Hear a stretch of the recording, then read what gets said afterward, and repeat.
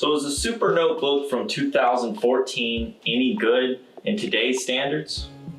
Hey everyone, my name's Thomas and this is my 2014 MSI GT72 denominator. This thing is a beast. I mean, in today's standards, wow. This thing is thick, man. I mean, this is probably no joke. 3.5, 4 inches thick. And today's notebooks, those numbers are ridiculous. They have like ½ inch thick notebooks. This computer has been with me since 2014. I've used it, I would say probably almost every day since that day. I used to edit videos on Vegas Pro 12. If you know anything about video editing, it's a pretty old program. So as far as the outside of the laptop goes, this was well maintained by me for about 6 years. It's July 2020. It was carried everywhere in a gun case. Everywhere. Anywhere that I took this thing, it went with me in this thing. That kind of eliminates the whole point of a portable laptop when you have to carry it in a form factor the size of a desktop. But, you know, if I didn't do that, probably be in a lot worse condition. This thing, I mean, it has no scratches on it. The build quality is amazing. It's just got a brushed aluminum plate on top, and then it's mostly plastic from there. Well, basically all plastic from there. There's nothing fancy about it. It's got this little mesh grill on the back of it. But as far as build quality, it's thick plastic. It's good plastic. It's good. It's quality stuff. Yeah. If I had any gripe about the outside of this thing, it would probably be the sheer size and weight of this thing. This thing weighs probably 10 pounds, 10 pounds, which if you try to stick this in a book bag, which it will not fit, as I'll demonstrate now. So this is a standard book bag. I've got GoPros, such, and you know, standard stuff. Anyway, this is your standard book bag, and it's a 17.3 inch screen, and in 2014 that didn't mean the computer was 17.3 inches wide. This thing measures out diagonally 20 inches. That is 3 inches over the 17-inch screen. But there is an upside to 2014, and that would be the ports. This thing is loaded with ports. It's even got a CD, DVD player.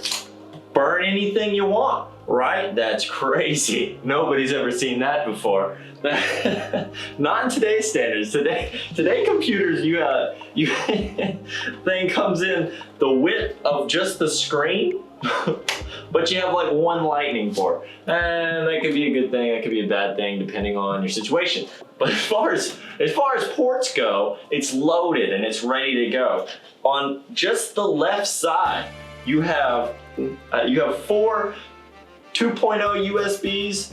You have a left audio, a right audio, microphone, and a headphone jack. And then over here, you also have a SD slot. Forgot the name of it.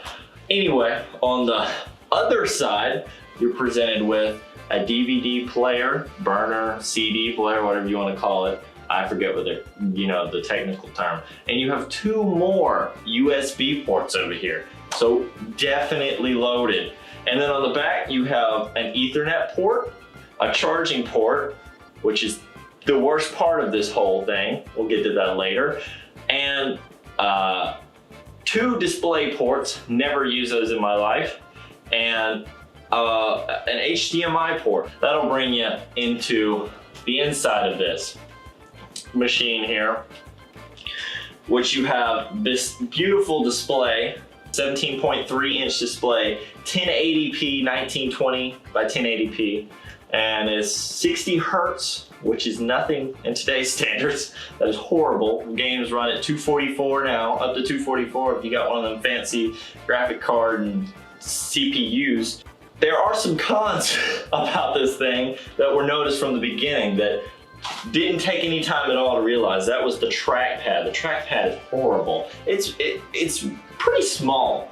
The buttons down here are awful. Awful. I mean, it does not get any worse than this trackpad right here. There's no edges, there's no bezel or anything, so you don't even know you've left the trackpad when you've left the trackpad.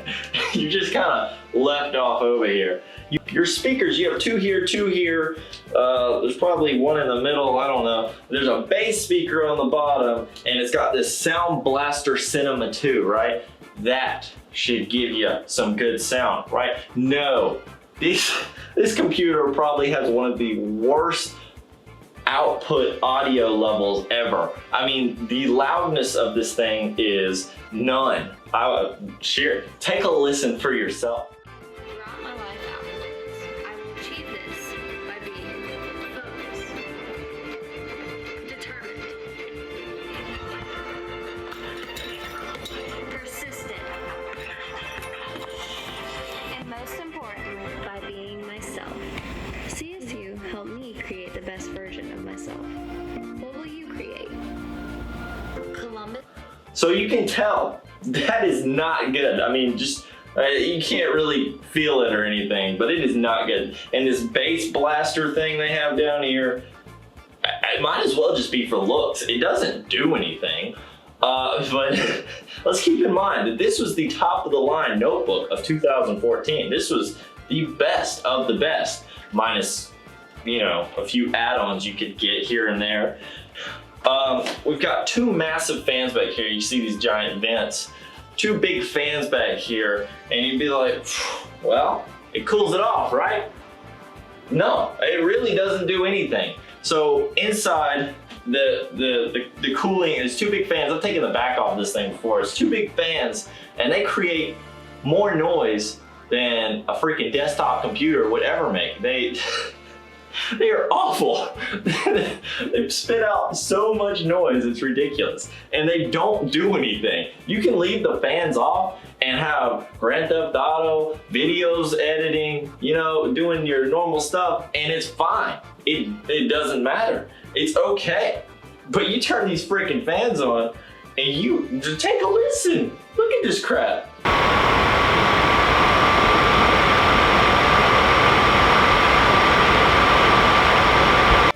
This is an Intel, and it has 4 cores. The i7, top of the line for the time. 4 cores with, I think it's 2.5 gigahertz, and then I think it jumps to a 3.0 or a 3.2 gigahertz when it's in turbo mode, which doesn't last but for a glimpse of a second, because it is a notebook and it retains heat so fast that as soon as you get that GPU arch, it brings it back down because so much heat stays in here, it can't get out. There's some tubes that are supposed to flow the heat around, but it doesn't do anything.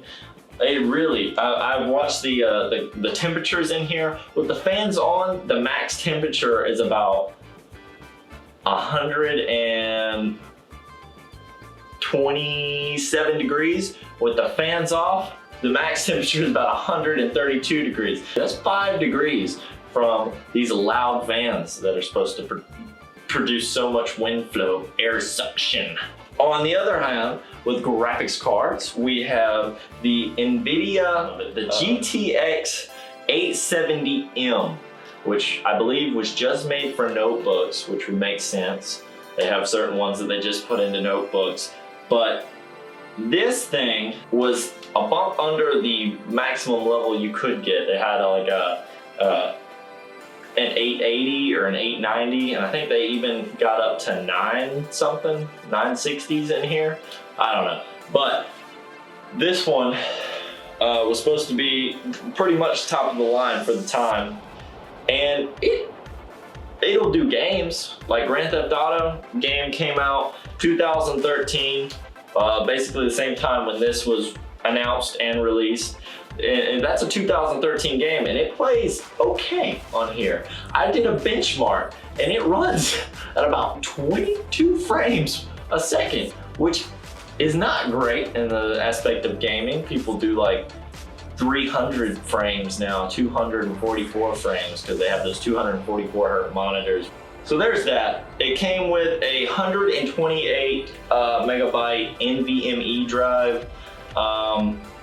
That is not a lot. That is not enough. It is full right now. It is like 98% full capacity, which really does affect the performance of this computer. If it stays too full, it doesn't work. It will shut down on me. And it does that too. It can be plugged in and it'll still shut down. You get random blue screens all the time. So I think it's more of just, it's just time for this thing to move on. It has been around for 6 years. It is a notebook. I can't imagine how many times it's been opened and closed, plugged into, and attempted to charge, but never did. So all in all, it's great today for Chrome, searching, watching YouTube videos. It does have enough RAM in it to do that. It does have enough RAM to get by internet posting and Facebook, all that kind of stuff. Video editing, it suffers badly. You see the footage I have here. This is 4K drone footage. Of course, 4K footage was not a thing when this thing was a thing. You put that into the editor program and it runs like crap. It really does. Now today in specific, for some reason, it decided it was gonna straighten up more than it had ever straightened up I've ever seen it do. It did a great job. It played that 4K footage like it was gonna get thrown through a window if it did not. On quarter footage, on quarter quality, I'll get like 2 frames a second. It is absolutely terrible and it is trash. I've moved all my memory over to more space and I've tried to clear it out onto hard drives, and both of my hard drives that are on there, they both are filled to the max, and it's just stuff that the computer is running off of. I swear that just Windows 10 is taking up most of the space in that 128 gigabyte. It is a great computer. It just depends on what you're doing with it. If you're gaming with games from 2014, it's fine. It does great. If you're trying to play new games on this thing, it does terrible. If you try to edit anything above 1080p, it does terrible. I edited a video in 1080p for a commercial I did, and it just shut down. I cannot tell you how many times that After Effects and Premiere Pro have just stopped working. And it is the most annoying thing. I know it happens from time to time on any system, but this thing, it's just not, it doesn't work. And as you saw when I opened up Premiere Pro, it doesn't support my graphics card. I had to go in and try to manually get my graphics card to try to support Premiere Pro. When they came out with the update in, I believe 2019 for Premiere Pro, it didn't support my graphics card anymore, and it warns me every time. And to this day, it still warns me that it's not compatible with Premiere Pro. Now I have gone in and I have changed every setting I can to try to make it support and do my best to get it to support Premiere Pro, because without the support of the graphics card, it is unworkable. It is impossible. So just day by day, it gets a little slower to, until you put a camera in front of it. But it's a great computer and it's done a great job, but I think it's time to go. So how does a super notebook from 2014 hold up in today's standards? It holds up okay. It holds up all right. If you need to edit some 1080p footage, it'll do it. Depending on the day, it might be better, it might be worse, but it'll hold up. And I'm sure if I freed up all the space and I deleted and I wiped this whole computer down, it would probably work fine. It would probably do a lot better for about a month, and then it would just deteriorate very quickly. So with that, I'm starting to go on with something else and starting to build my own computer. I feel like you spend more money on a notebook for less features when you could build something yourself that's just as mobile as this thing is in a giant gun case with a charger that doesn't work or a battery that doesn't hold a charge, and you could have better performance and you can upgrade as you go. You have that motherboard, you can take the CPU out, put a new CPU in. So I've started collecting parts over here for my future build that I have done, and I've already got a few parts in, and I think this is really exciting. I've got my power supply, my RAM, and my NVMe drive right here.